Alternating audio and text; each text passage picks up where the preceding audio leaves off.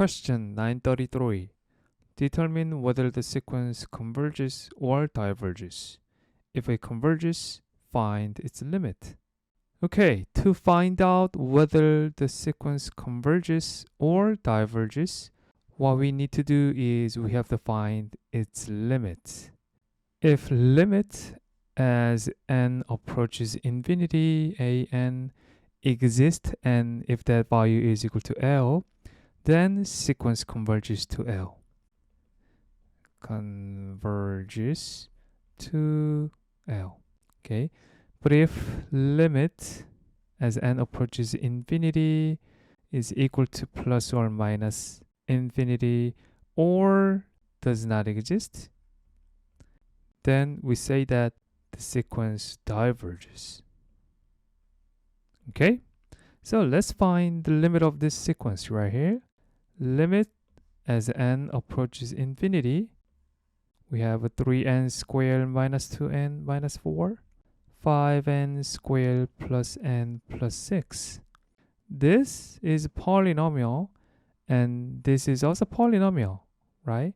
Then what we can do is we can look at the highest degree of numerator, which is 2. Look at the highest degree in denominator, 2 also, right? Then the answer is just the leading coefficient of numerator over leading coefficient of denominator, which is equal to 3 over 5. So this sequence converges to 3 over 5. All right?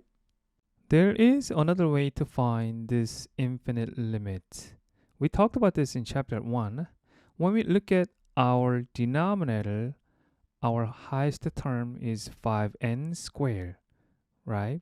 What we can do is we can divide both numerator and denominator by highest term from this denominator, which is n squared.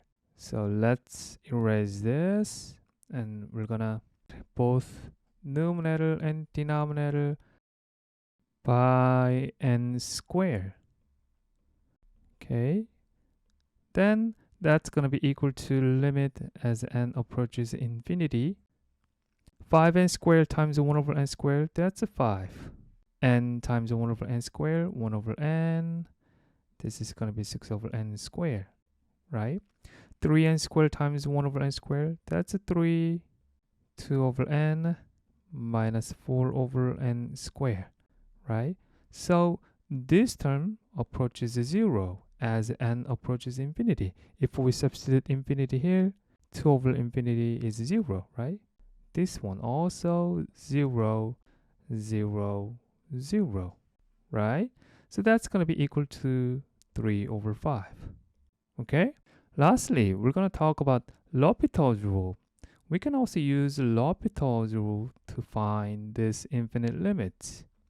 If we substitute infinity for n, that's going to be infinity over infinity, right?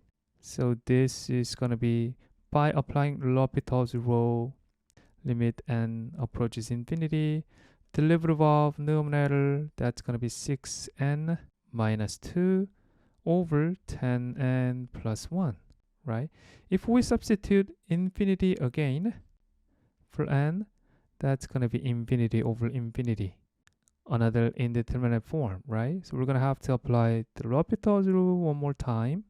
So that's going to be equal to limit as n approaches infinity, derivative of 6n minus 2, that's a 6. 10n plus 1, that's 10, right? So 6 over 10, that's a 3 over 5. Okay?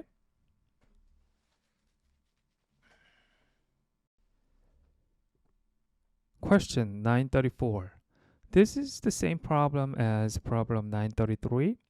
We're going to have to find limit as n approaches infinity of an, which is n squared 2 to the n minus n, right? If we substitute infinity for n, that's going to be infinity over infinity, right? In determinate form. So we're going to have to apply the L'Hopital's rule. So by applying L'Hopital's rule, we have limit as n approaches infinity, derivative of n squared, that's 2n, derivative of 2 to the n, That's natural log 2 times 2 to the n, right? Minus the derivative of n is just 1. And if we substitute another infinity for n, again, that's going to be infinity over infinity, right? Indeterminate form again. So we're going to have to apply L'Hopital's rule one more time. So that's going to be equal to limit as n approaches infinity. The derivative of 2n, that's 2. The derivative of this expression right here, natural log 2 times 2 to the n, this is constant, right? So leave this one alone. The derivative of 2 to the n, that's natural log 2 times 2 to the n. And the derivative of 1 is equal to 0, so we don't have to write it. So that's going to be equal to limit as n approaches infinity 2 over natural log 2 squared times 2 to the n, right? So what is this limit value? It's a 0, right? If we substitute infinity for n, that's going to be 2 over infinity, so that approaches to 0. So this sequence converges to 0, right?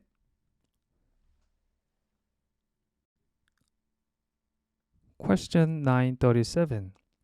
Let's find the limit of this sequence right here. So the limit as n approaches infinity, we have 2 plus negative 1 to the power of n. If we write few terms of this sequence, if n is equal to 1, then that's going to be 2 plus negative 1, which is 1, right? If n is equal to 2, then that's going to be 2 plus negative 1 to the power of 2, which is 3. N is equal to 3, then that's 2 plus negative 1 to the power of 3. That's 2 minus 1, right? So 1. If n is 4, then that's going to be 2 plus negative 1 to the power of 4. That's a 2 plus 1, 3, right?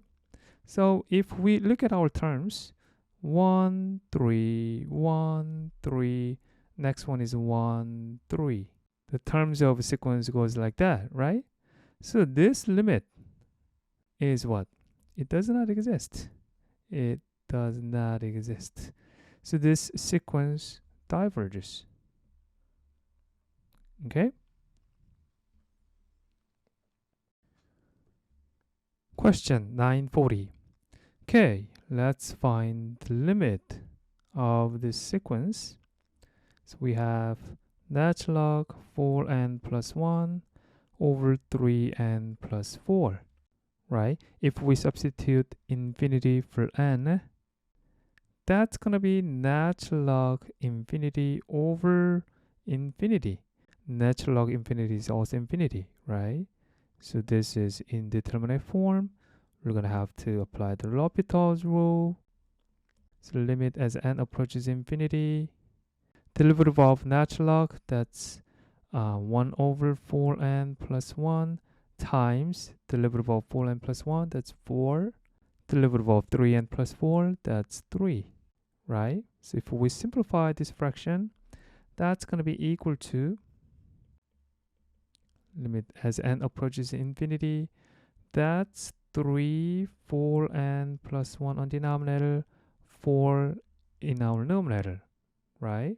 So if we substitute infinity here, that's going to be 4 over infinity, which approaches to 0, right? So this sequence right here converges to 0, okay?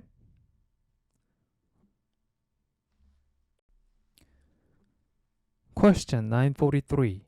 Same question again, right? So we're going to have to find limits as n approaches infinity and times sine 1 over n, right?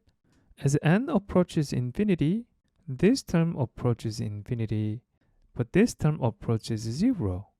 Sine 0 is equal to 0, right?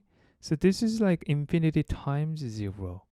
In this case, we're going to have to write this expression in fraction form, all right? So let's do that.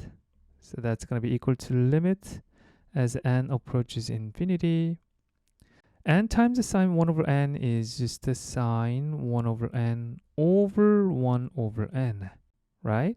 Remember from chapter 1, we had formula. Limit as x approaches 0, sine x over x was equal to 1, right? So if we substitute 0 for x, this is a sine 0, which approaches to 0, right? And this one also approaches to 0. In that case, sine x over x was approaching to 1, right? Same here. As n approaches infinity, this 1 over n approaches to 0, right? Here 1 over n approaches to 0. So sine 0 approaches to 0, right? So all of this expression approaches 1, right? So this sequence converges to 1.